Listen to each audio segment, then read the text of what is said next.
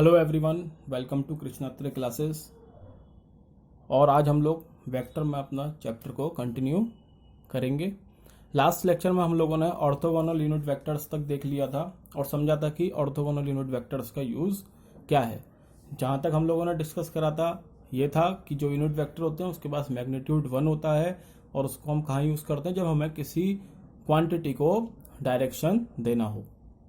ठीक, orthogonal unit vectors के हमने क्या देखा था कि जो एक्स एक्सिस के अलोंग हमारा ऑर्थोगोनल यूनिट वेक्टर होगा वो आई कैप होगा, वाई एक्सिस के अलोंग जे कैप होगा और जेड एक्सिस के अलोंग के कैप होगा।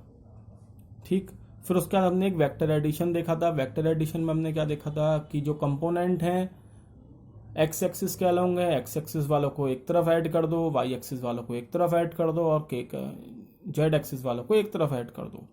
मतलब आई कैप को एक तरफ ले लो, जैसे यहाँ लिया, जे कैप को एक तरफ, और अगर के होता तो के वाले को भी एक तरफ ले लो। सबको ऐड कर दो अलग अलग और आपका वेक्टर तैयार हो जाएगा। आज हम लोग इस कंसेप्ट पर कुछ क्वेश्चंस डिस्कस करने वाले हैं। तो स्टार्ट करते हैं। पहला क्वेश्चन हम लोगों का क्या है? पहले क्वेश्चन में देखो, इस चैप्टर में मतलब इस लेक्चर में आपका triangle law of vector addition पर क्वेश्चन हम कवर करेंगे, ऑर्थोगोनल यूनिट वेक्टर पर भी क्वेश्चन कवर करेंगे। ठीक, लेमिस थ्योरम, मतलब जितना अभी तक हम लोगों ने डिस्कस कर लिया है इन चीजों पे हमें ये क्वेश्चंस डिस्कस करने हैं। क्या? Triangle law of vector addition, orthogonal unit vector और आपका लेमिस थ्योरम। तो आपका पहला क्वेश्चन है, the resultant of two forces 3p and 2p is r। आपके दो फोर्सेज दे रखे हैं 3p एंड 2p और उसका रिजल्टेंट आपको r गिवन है। आगे बोलता है कि अगर आपकी एक फोर्स को मैं डबल कर दूं, if the first is double, first means पहली कौन सी दे रखी है? हमें 3p पहली दे रखी है। अगर मैं 3p को डबल कर देता हूं तो मेरा रिजल्टेंट भी डबल हो जाता है। पूछ रहा है इन दोनों के बीच में एंगल निकाल लो, एंगल बताओ। तो जैसा कि हम लोगों ने पढ़ा था triangle law of vector addition से हम लोग का रिजल्टेंट का फॉर्मूला क्या आया था? √a² + b² + 2ab cos theta. अब हमारा पहले केस में हमें क्या दे रखा है? फोर्स 1 हमें F1 3p दे दिया, F2 हमें 2p दे दिया। तो हमने on putting the given value in formula we get this term और this value। क्या थी वैल्यू? cos थीटा हमारे पास गिवन नहीं है। a की वैल्यू हमारी 3p हो गई, b की वैल्यू हमारी 2p हो गई, ये हमने वैल्यू पुट कर दी, हमारे पास ये मिल गया। r² की वैल्यू आ गई, स्क्वायरिंग बोथ साइड कर दिया तो r² आ गया। Simple calculation. Second case second में क्या बोल रहा है कि अगर मैं फर्स्ट को डबल कर दूं, मतलब अगर मैं पहली फोर्स को डबल कर देता हूं तो मेरा रिजल्टेंट भी डबल हो जाता है। मतलब ये r जो है ये 2r हो जाएगा, 2r पुट कर दिया। जो फोर्स है वो डबल हो गई पहली वाली, मतलब 3p से कितनी हो जाएगी? 6p हो गई, और ये वाली अनचेंज है। रिजल्टेंट आपका 2r हो गया। आपने दोबारा इस फॉर्मूले में वैल्यू पुट कर दी तो 2r = a की जगह 6p आ जाएगा, b की जगह 2p आ जाएगा, और ये वैल्यू पुट कर दोगे। cos थीटा हमें निकालना है। एंगल हमारा चेंज नहीं हुआ, यहाँ पे भी थीटा था, यहाँ पे भी थीटा है, क्योंकि उसने बोला ही नहीं है, हमें एंगल निकालना है। यहाँ आपकी r² की वैल्यू हमने यहाँ से उठा के इक्वेशन 1 से उठा के इस इक्वेशन में पुट कर दी, तो ये आपको मिल गया। ये आपने एज इट इज लिख दिया।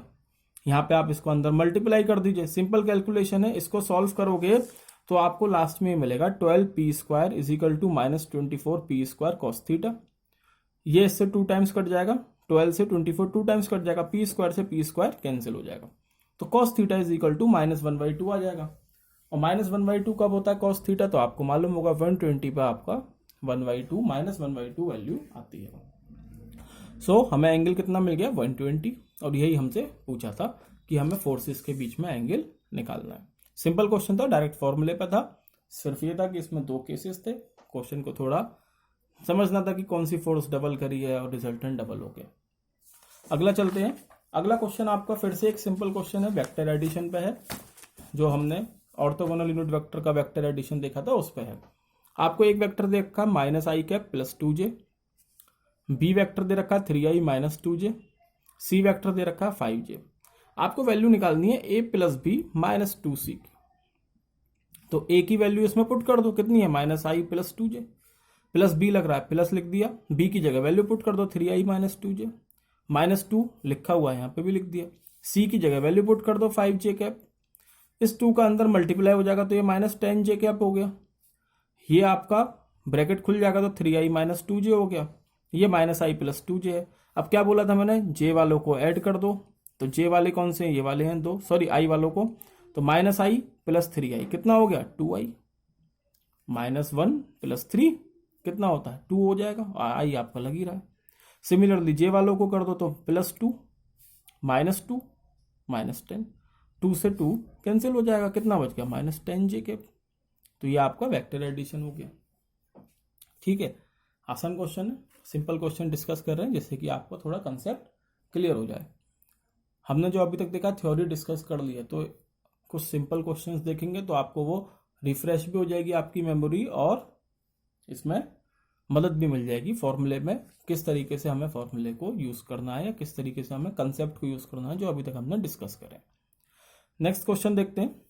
If magnitude of vector A B and C are 12, 5, 13, अगर वेक्टर ए बी और सी के मैग्नीट्यूड 12, 5, 13 हैं तो और आपका ए प्लस बी सी वेक्टर के बराबर है, तो हमें एंगल निकालना है ए और बी के बीच में।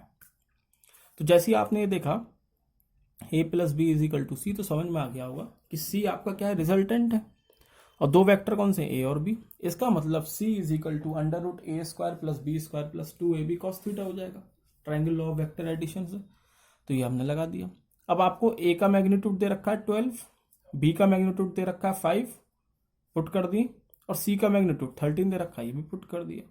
इसको सॉल्व कर लो, सिंपल है, 169, 144 + 25 169, ये 120 cos थीटा हो गया। 169 से 169 कैंसिल हो गया, cos थीटा = 0, और थीटा 0 कब होता है cos थीटा 90 पे, तो थीटा = 90 आ जाएगा। ये भी एक सिंपल क्वेश्चन था। आज हमारे मोस्टली क्वेश्चन सिंपल ही होंगे। अभी आपका लास्ट नहीं है, ये क्वेश्चन है अगला आपका। इस क्वेश्चन में हो सकता है आपको थोड़ी दिक्कत आए, जो बच्चे नए हैं ना, जो बच्चे 11वीं में नया पहली बार वेक्टर पढ़ रहे हैं, उनको इस क्वेश्चन में दिक्कत आ सकती है। क्यों, देखते हैं। हमें एक फिगर दे रखी है, ये स्ट्रिंग से हमारा एक मास बंधा हुआ है, इक्विलिब्रियम में हमारा मास है, ये स्ट्रिंग 1 है, ये स्ट्रिंग 2 है। String 2 makes an angle 30 degree, ये 30 डिग्री एंगल बना रही है स्ट्रिंग 2। हमें टेंशन निकालनी है स्ट्रिंग 1 और 2 में। क्या होता है टेंशन, टेंशन मतलब तनाव, जो रस्सी खिंचती है ना तो उसमें तनाव आ जाता है, उसी को हम टेंशन बोलते हैं इंग्लिश में। तो हमें स्ट्रिंग 1 और स्ट्रिंग 2 में टेंशन निकालनी है। अब आपको मालूम है जो किसी भी चीज़ का वेट होता है वो हमेशा कहाँ लगता है, नीचे की तरफ, मतलब इसका वेट कहाँ लगेगा, नीचे। कितना होता है वेट, W = mg, तो mg हो गया वेट। ठीक है, अब हमने लास्ट क्लास में वेक्टर्स के रेजोल्यूशन कंपोनेंट तोड़ना सीखे थे, तो हमने मान लिया कि ये स्ट्रिंग 1 है तो इसमें टेंशन आ गई T1, ये स्ट्रिंग 2 है तो इसको T2 नाम दे दिया टेंशन को। अब इस T2 के दो कंपोनेंट होंगे, क्योंकि ये आपका एंगल बना रहा है कितना 30 डिग्री, तो ये कितना हो जाएगा, मैंने बोला था जहां एंगल बन रहा है वहां cos थीटा मतलब cos 30 हो गया, ये T2 cos 30, और दूसरी वाली पे आपका sin थीटा वाला, तो ये हो गया T2 sin 30। अब क्योंकि आपकी बॉडी इक्विलिब्रियम में है, तो आपकी जो राइट हैंड पे फोर्स लग रही होगी that must be equal to left hand वाली फोर्स के, और जो अपवर्ड फोर्स लग रही होगी वो आपकी डाउनवर्ड वाली फोर्स के बराबर होगी। अब यहाँ देखो लेफ्ट में कौन सी फोर्स लग रही है, सिर्फ T1 लग रही है, राइट में T2 cos 30 लग रही है। इसका मतलब T1 और T2 cos 30 आपस में बराबर होंगे, जिसको हम बोलते हैं एक्स डायरेक्शन में लग रही है, चाहे लेफ्ट हो चाहे राइट हो। तो हमने इसको बोल दिया एट इक्विलिब्रियम सिग्मा Fx = 0 और सिग्मा Fy = 0। तो एक्स डायरेक्शन में कौन कौन सी फोर्स है, T1 है और T2 cos 30 है। T1 आपका लेफ्ट में लग रहा है, T2 cos 30 आपका राइट में लग रहा है, that must be equal to itself, equal to themselves, तो ये एक दूसरे के बराबर होंगे। तो T1 = T2 cos 30 हो गया, T2 cos 30। ठीक है, अब हमें यहाँ पर T1 की वैल्यू नहीं मालूम, T2 की वैल्यू भी नहीं मालूम, तो हम आते हैं वाई डायरेक्शन में। वाई डायरेक्शन में sigma Fy = 0, it means the forces which are acting in upward direction must be equal to the forces which are acting in downward direction। वो फोर्सेस जो अपवर्ड डायरेक्शन में लग रही हैं उनका सम बराबर होगा जो फोर्सेस डाउनवर्ड डायरेक्शन में लग रही हैं। तो अपवर्ड में हमारे पास सिर्फ एक फोर्स है T2 sin 30, और वो कितने के बराबर है, डाउनवर्ड में एक ही फोर्स है mg, तो mg के बराबर हो जाएगी। अब sin 30 की वैल्यू हाफ होती है mg, तो ये 2 इधर चला जाएगा, T2 की वैल्यू क्या आ गई 2mg। यही आपका आंसर है इस क्वेश्चन का। इस T2 की वैल्यू को हम यहाँ पुट कर देंगे तो 2 से 2 कट जाएगा, √3/2 होती है cos 30 की वैल्यू, 2 से 2 कट जाएगा, तो ये हो गया √3 mg। ठीक है, तो एक तरीका तो इसका ये है। इसको देख के घबराने की जरूरत नहीं है। अभी आगे ऐसे बहुत क्वेश्चन आएंगे जहां हम इस चीज को डिस्कस करेंगे। अभी मैं इस पे इतना ज्यादा तूल इसलिए नहीं दे रहा हूं क्योंकि अभी हमने ये चीजें पढ़ी ही नहीं है। अभी हमारा मेन मकसद है वेक्टर को देखना। ठीक, यहाँ पे क्वेश्चन आ गया तो मैं करवा रहा हूँ, और इस क्वेश्चन को करवाने का मकसद असल में दूसरा है। मैंने तुम्हें लेमिस थ्योरम बताई थी और इस क्वेश्चन में लेमिस थ्योरम अप्लाई हो रही है। ये इसका एक तरीका है। अब हम लेमिस थ्योरम देखते हैं, लेमिस थ्योरम कैसे अप्लाई हो रही है। तो क्या थी Lami's theorem? Lami's theorem states that when three forces acting at a point and the body is in equilibrium, then the force applied is directly proportional to the sine of the angle between other two forces. क्या था? जो force है वो directly proportional होगी sine of the angle. Angle कौन सा होगा? जो बची हुई दोनों फोर्सेस के बीच में बन रहा होगा, और वो इसमें अप्लाई हो रहा है क्वेश्चन में, इसलिए इस क्वेश्चन को हमें उठाना पड़ा इस जगह पर। अब जो क्या हो रहा है इस क्वेश्चन में, ये मास है, इस मास को मैंने यहां मान लिया पॉइंट मास, सारी फोर्सेस इस पे ही लग रही है ना। अब देखो ये मास है, ठीक, इस मास पे mg तो आपका वेट लग रहा है नीचे, ठीक है। आपकी T1 लग रही है ऐसे लेफ्ट साइड पे, और T2 जो लग रही है वो लग रही है ऐसे। और ये कितना एंगल देखो, ये T1 ऐसे है, ये डाउनवर्ड है, ये कितना एंगल है? 90 है, क्लियर दिख रहा है, ये 90 हो गया। अगर मैं इस फोर्स को थोड़ा एक्सटेंड कर दूं या इस लाइन को एक्सटेंड कर दूं तो ये आपका 30 दे रखा है, ये 30 है, और ये कितना? ये 90 है। इसका मतलब इन दोनों फोर्सेस के बीच में T2 और mg के बीच में टोटल एंगल कितना हो गया? 120 degree, 90 plus 30। And the angle between T1 and T2 must be equal to, if you look at this figure, तो दिस होल एंगल इज 180, ठीक है, this whole angle is 180 and this angle, this is 30. So the remaining angle which is between T1 and T2 becomes 180 minus 30, that is equal to 150 degree. अब यहां Lami's theorem लग जाएगी। कैसे? mg upon दोनों forces के बीच का angle, दूसरी forces के बीच का sin 50। सिमिलरली T2 अपॉन दोनों बची हुई फोर्सेस के बीच का sin 90। T1 अपॉन दोनों फोर्सेस के बीच का sin 120। समझ में आ गया होगा। ये लेमिस थ्योरम लास्ट लेक्चर में मैंने समझाई थी। अगर कोई भी डाउट है लेमिस थ्योरम में तो आप लास्ट लेक्चर की वीडियो को देख सकते हैं, ठीक है।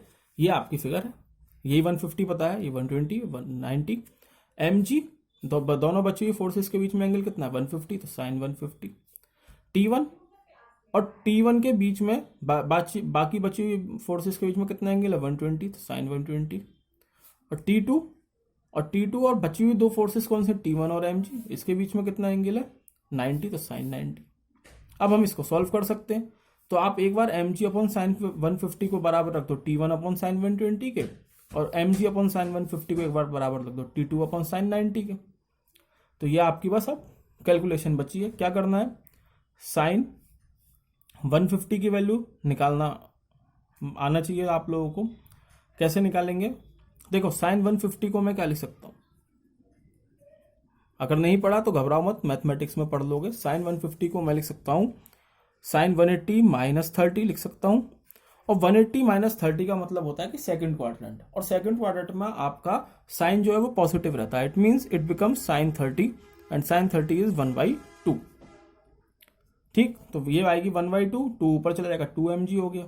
T1 अपॉन साइन, सिमिलरली हम इसको निकाल लेंगे, तो ये आपका आंसर आ जाएगा T1 is equal to √3mg, जो कि हमें पहले भी मिला था।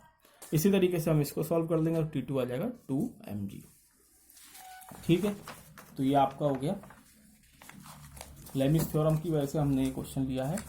और sigma F X sigma F Y वाला जो मेथड है वो हम काफ़ी यूज़ करने वाले हैं अपने नेक्स्ट टॉपिक पे। काइनेटिक्स और काइनेमेटिक्स में यही चीज़ यूज़ होगी, किस तरीके से हम फोर्सेस को बैलेंस कर सकते हैं। फ्री बॉडी डायग्राम, ये सब हमें पढ़ना है। और इसी फ्री बॉडी डायग्राम से रिलेटेड एक क्वेश्चन और है जो कि हमारे सामने ये है। इस क्वेश्चन में क्या है, देखो इस क्वेश्चन में को भी लेने का यहाँ पे मकसद ये है कि सिर्फ ये बताना है कि यहाँ पे अगर कोई मास, कोई बॉडी मेरी इंक्लाइंड प्लेन पे रखी है तो मैं उसके वेट के किस तरीके से कंपोनेंट करूंगा, किस तरीके से मैं उसके वेट के कंपोनेंट करूंगा, इसलिए क्वेश्चन यहाँ लिया गया है।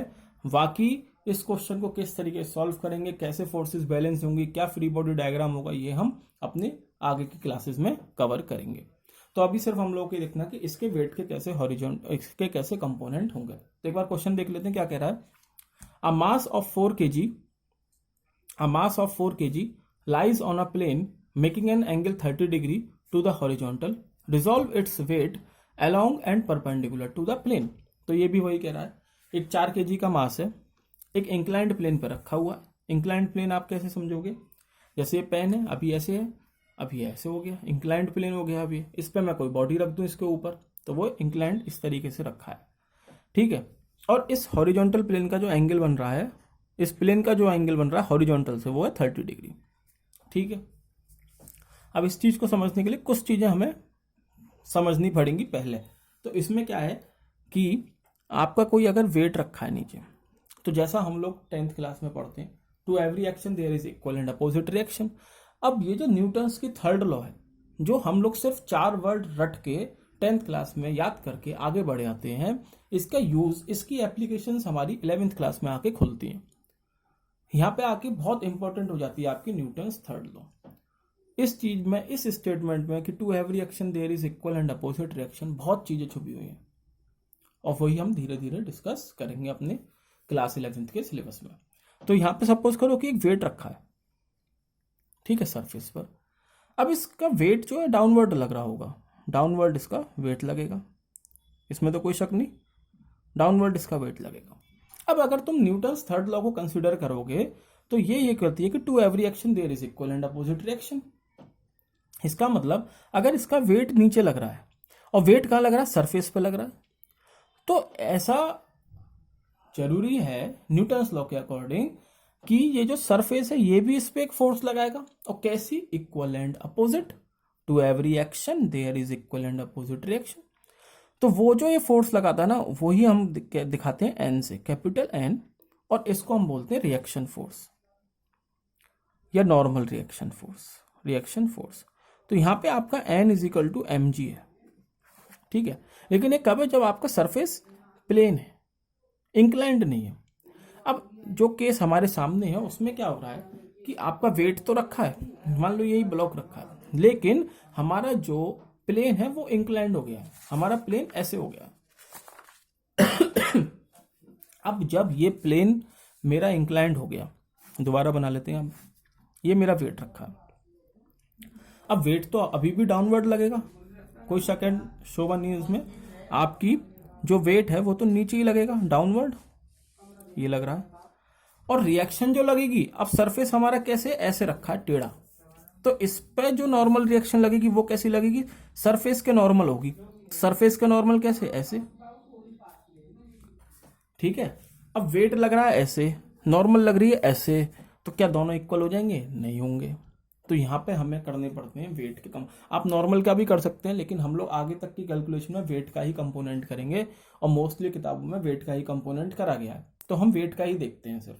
अब देखो वेट का कंपोनेंट करोगे कैसे, ये एंगल है थीटा, ठीक है, ये एंगल है थीटा, और मुझे अगर इसका कंपोनेंट करना है तो मुझे जरूरी है कि मुझे ये वाला एंगल मालूम होना चाहिए कि ये कितना होगा। अब ये एंगल कैसे निकलेगा, तो ये एंगल ऐसे निकलेगा कि मान लो कि ये बन गया राइट एंगल ट्रायंगल, दिख गया, ये राइट एंगल ट्रायंगल बन गया, हमने वेट के साथ ही बना लिया। वेट ऐसे तो लग रहा है नीचे, तो ये हो गया परपेंडिकुलर। अगर ये थीटा है, ये 90 है, तो ये कितना होगा, ये 90 माइनस थीटा होगा, ठीक है। और अगर ये 90 माइनस थीटा है, और ये जो हमने नॉर्मल डाली है, नॉर्मली तो है, नॉर्मल रिएक्शन फोर्स का मतलब क्या होता है, नॉर्मल मतलब परपेंडिकुलर।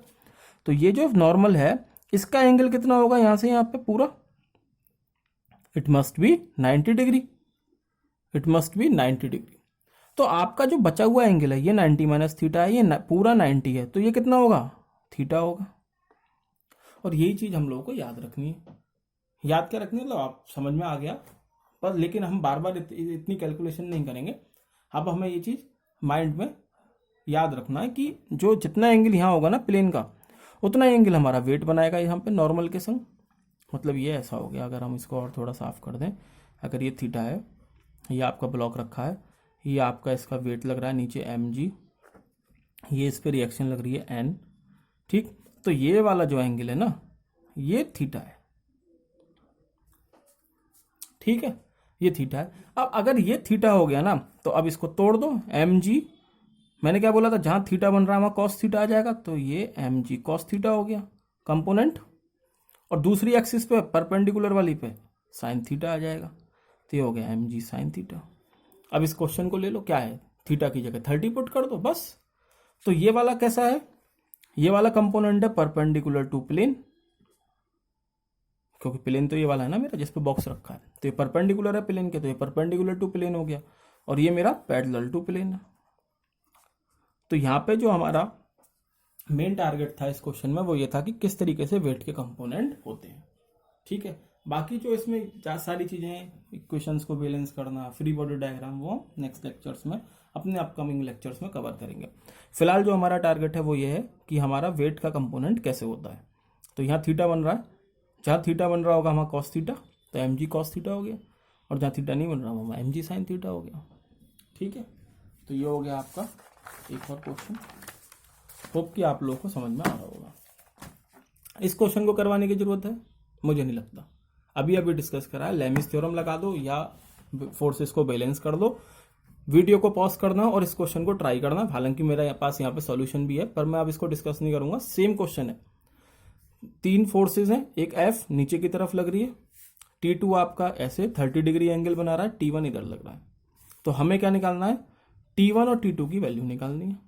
तो चाहे तो लेमिस थ्योरम लगा लो या इक्वेशन को बैलेंस कर लो, दोनों तरीके से हो जाएगा, ठीक है। तो इसको आप लोग अपने आप ट्राई करोगे। चलिए, अब यहाँ पे हमें एक चीज और देखनी कि अगर मुझे कोई वेक्टर दे रखा हो इस तरीके से AXI plus AYJ plus AZ के, तो मैं इसका मैग्नीट्यूड कैसे निकालूंगा। सिंपल है, आपको क्या करना है कि अंडर रूट एक्स एक्सिस वाले कंपोनेंट का स्क्वायर प्लस वाई एक्सिस वाले कंपोनेंट का प्लस जेड एक्सिस वाले कंपोनेंट का स्क्वायर कर दो, बस ये आपका मैग्नीट्यूड आ जाएगा। Under root AX square plus AY square plus AZ square, ये मैग्नीट्यूड है वेक्टर ए का।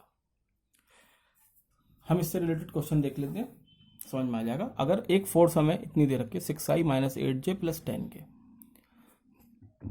अब वो प्रोड्यूस कर रही है एक्सेलरेशन 1 मीटर पर सेकंड स्क्वायर, तो आपसे मास पूछा जा रहा है, बॉडी का मास कितना होगा।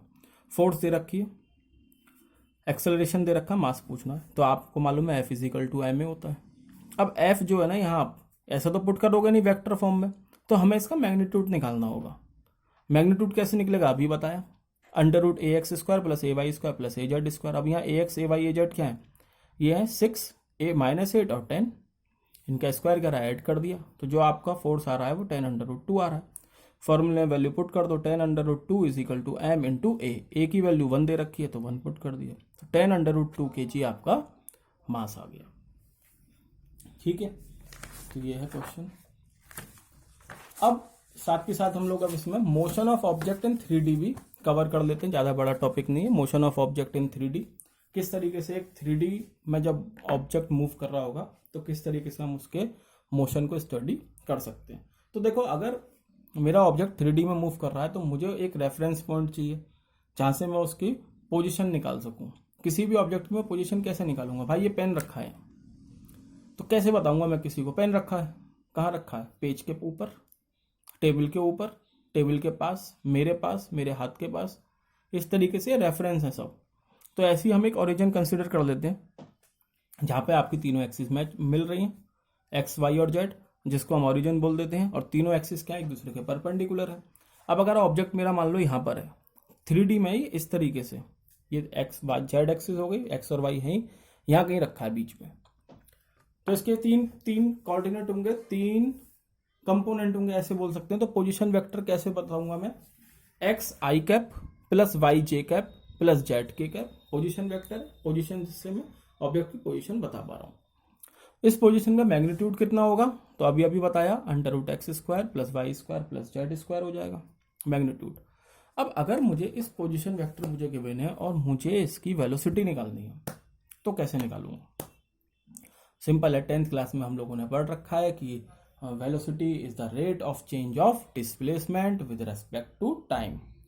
सो हमारे पास यहाँ पे पोजीशन वेक्टर गिवन है, हमें क्या करना है, हम इसके पोजीशन वेक्टर को अगर डिफरेंशिएट करते हैं, रेट ऑफ चेंज निकालने इसके पोजीशन वेक्टर का हर डायरेक्शन में, ऑब्जेक्ट के पोजीशन वेक्टर का हर डायरेक्शन में रेट ऑफ चेंज निकाल लें विद रेस्पेक्ट टू टाइम, तो हमें इसकी वेलोसिटी मिल जाएगी। तो वही हम कर रहे हैं, हम इसमें डिफ्रेंशिएट कर देंगे। तो डी आर ये क्या हो जाएगा, D R upon D T, ये D X upon D T, D Y upon D T और D Z upon D T. D Y D Z और D X upon D T D T ये क्या है हमारे, ये V X V Y V Z है, मतलब velocity in X direction, velocity in Y direction, velocity in Z direction. और अगर वेलोसिटी का मैग्नीट्यूड निकालना है तो under root V X square plus V Y square plus V Z square. ठीक है, सिंपल है, कोई इतना टफ नहीं है। सिमिलरली अगर मुझे एक्सेलरेशन निकालना है, so as we have study in previous classes कि acceleration is the rate of change of velocity with respect to time. तो आप कुछ नहीं करना, जब यहाँ पे जब वेलोसिटी निकालनी थी तो आपने पोजीशन वेक्टर का डिफरेंशिएशन कर दिया। अब आपको वेलोसिटी एक्सेलरेशन निकालना है, वेलोसिटी गिवन है तो वेलोसिटी का डिफरेंशिएशन कर दो। तो D V upon D T, D V X upon D T, D V Y upon D T, D V Z upon D T. अब इस D V X upon D T इन सबको क्या ले सकता हूँ, A X A Y A Z, acceleration in X direction, Y direction and Z direction. Magnitude निकालोगे तो वही under root A X square plus A Y square plus A Z square. Simple है, एक मेथड है, उसी तरीके से follow करना है बस उसको, कोई इतनी टफ चीज नहीं है।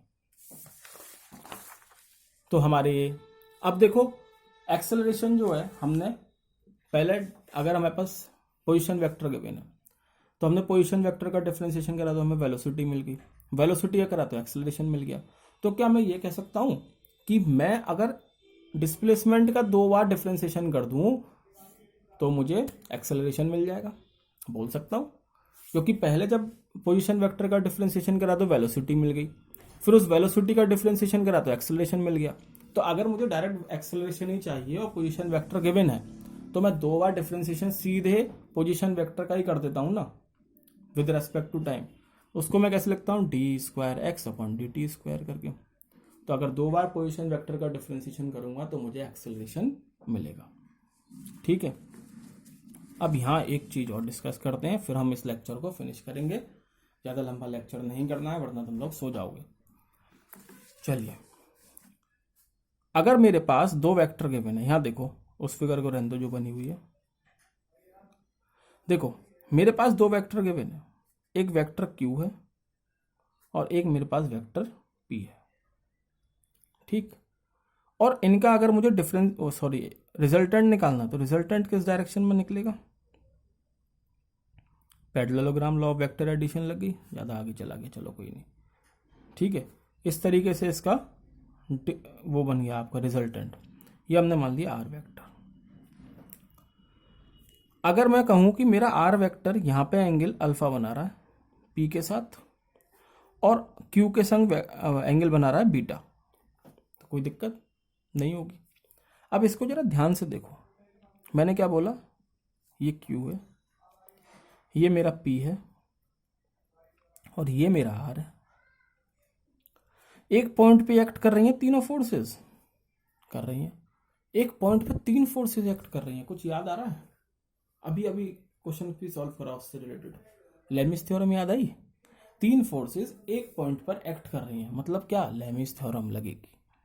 अगर मुझे इसमें लेमिस थ्योरम लगानी है तो मैं वो भी लगा सकता हूँ। कैसे, मैंने क्या बोला था कि फोर्स जो है वो डायरेक्टली प्रोपोर्शनल होगी sine of the angle between other 2 forces. तो यहाँ मेरे पास फोर्सेस कौन कौन सी हैं, पी है, क्यू है और आर है। एंगल कितना है, आर और पी के बीच में अल्फा है, आर और क्यू के बीच में बीटा है। कोई मुझे पूरा एंगल बता सकता है पी और क्यू के बीच में? सिंपल, अल्फा प्लस बीटा, दोनों का सम हो जाएगा।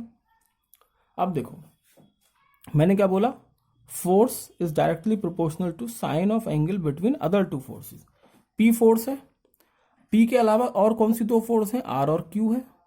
इन दोनों के बीच में एंगल कितना है, बीटा है, तो साइन बीटा हो गया। दूसरी फोर्स क्या, क्यू है। ठीक, और फोर्सेस क्या बची, आर और पी, और आर और पी के बीच में कितना एंगल है, अल्फा है, तो अल्फा हो गया।